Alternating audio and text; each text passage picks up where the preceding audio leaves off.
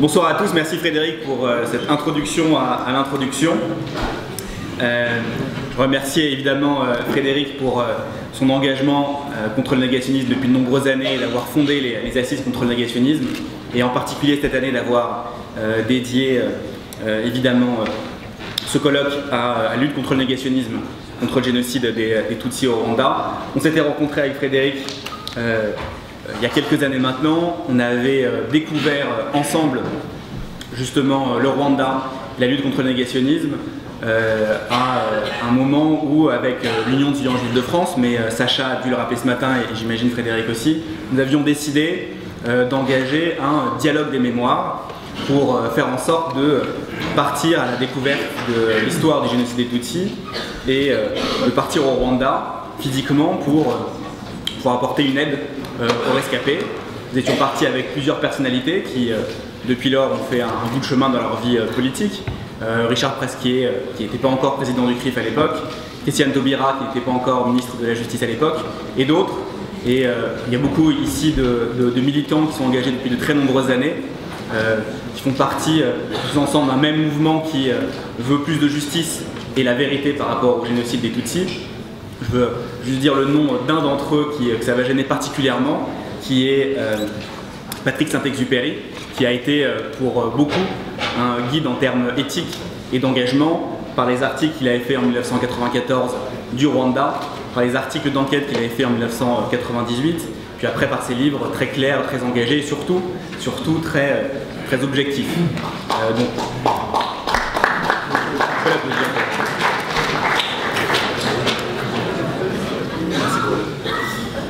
Je vais essayer de présenter Bernard Kouchner, que tout le monde connaît, en quelques minutes, très rapidement, pour te laisser la parole après, puisqu'après tu as un agenda qui reste un agenda de ministre. Donc tout le monde connaît l'engagement de Bernard Kouchner depuis le début des années 60, à l'Union des étudiants communistes, à Clarté. Tout le monde sait également, et Frédéric l'a rappelé brièvement, que Bernard, qui est un homme à la fois d'idées, de concepts et d'actions, est celui qui a, avec d'autres, fondé le principe de l'humanitaire à la française, qui est devenu une référence au niveau international. Nous avons tous en tête les récits ou les images du Biafra. Nous avons tous également en tête la création de Médecins du Monde et auparavant de Médecins sans frontières, qui a eu le prix Nobel de la paix.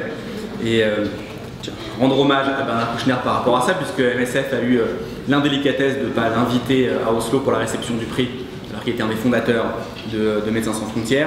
On a tous également aussi en tête l'héritage, encore une fois les images ou les récits du combat pour les boat people et du bateau pour le Vietnam. Intervention en Bosnie, intervention au Kosovo, ces interventions sont arrivées après les batailles, après les massacres, après les fosses communes.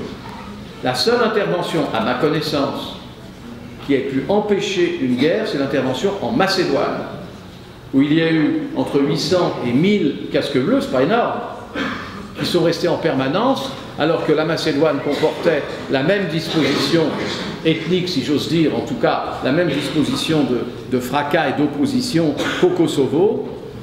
Les troupes qui étaient là ont permis qu'il n'y ait pas d'affrontement majeur. C'est l'impossibilité de raconter ce qu'on est en train de voir. C'est l'impossibilité de communiquer sur le malheur extrême.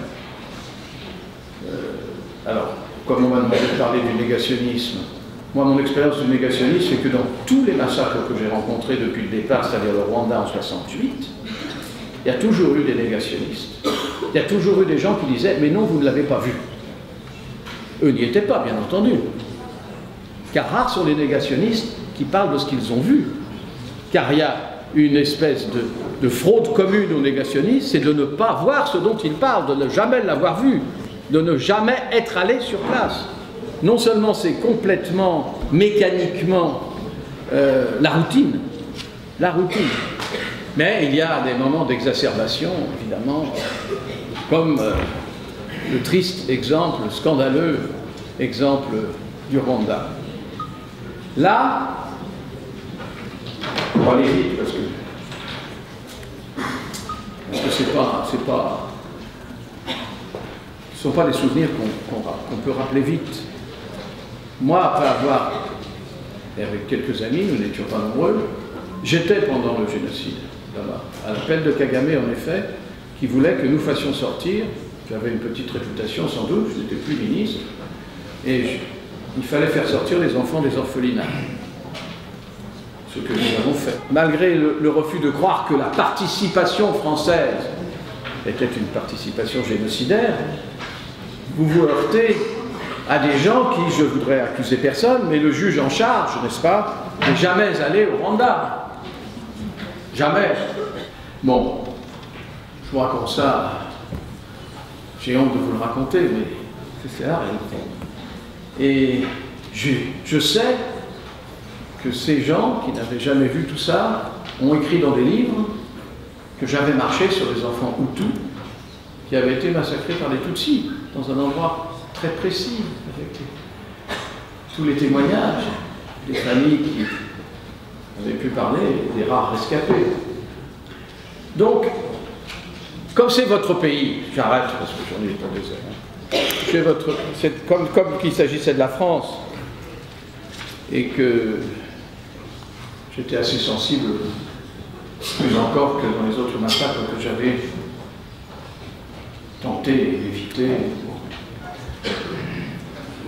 Je me suis exprimé, j'ai fait un article dans la revue de la Défense nationale pour dire très clairement ce que j'avais vu et pour dire que je n'accusais pas l'armée française d'avoir fait autre chose que de suivre les ordres nés d'une erreur politique, d'erreurs politiques, qui faisait que la France avait voulu, dans des pays, c'est-à-dire le Burundi et le Rwanda, proches d'un énorme pays plein de richesses qui s'appelle la République dite démocratique du Congo, avoir voulu prendre la place. D'abord, c'était quand même plus simple, quand on connaît un peu la politique africaine de la France, et la France-Afrique d'ailleurs, la place des Belges, tout simplement. Et puis après, essayer de lutter contre les envahisseurs. Les envahisseurs, pourquoi? Parce qu'ils parlaient anglais. Oui, ils venaient de l'Ouganda. Oui, en effet, Kagame avait été formé par les Américains. Et alors c'est un péché, ça oblige les gens à ne pas revenir chez eux quand on a massacré leur famille, etc. Enfin, tout ça faisait une espèce de magma politique français qui était très très difficile de contrebattre. Vous ne saviez pas par où les prendre. Et je me souviens très bien, parce que le ministère des Affaires étrangères, c'est monsieur, enfin, il y a eu madame Alliot-Marie, mais enfin bon, il y a eu monsieur Juppé, j'ai parlé beaucoup avec Alain Juppé. Les gens de bonne foi en France ne l'accusaient pas, au contraire, c'est lui qui avait voulu et qui avait vendu, si j'ose dire, contre monsieur Balladur, qui était Premier ministre, et avec l'accord du président Mitterrand, avait vendu l'opération turquoise qui devait être faite à Kigali. Bon, péripétie, ça s'est fait sur le chemin du retour, et en effet, on a beaucoup accusé cette opération, au moins d'avoir laissé passer les génocidaires, c'est-à-dire le gouvernement qui était là. Et ça, c'est reconnu complètement.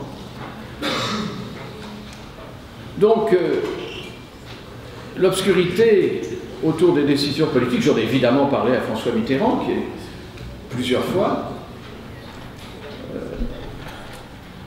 vous vous heurtiez dans la même incompréhension et au même doute. Pas pour des raisons forcément perverses, pas parce que c'était des salauds, non, parce que on ne comprenait pas ce qui nous animait, on ne comprenait pas. Et puis après tout, hein, c'était des Africains.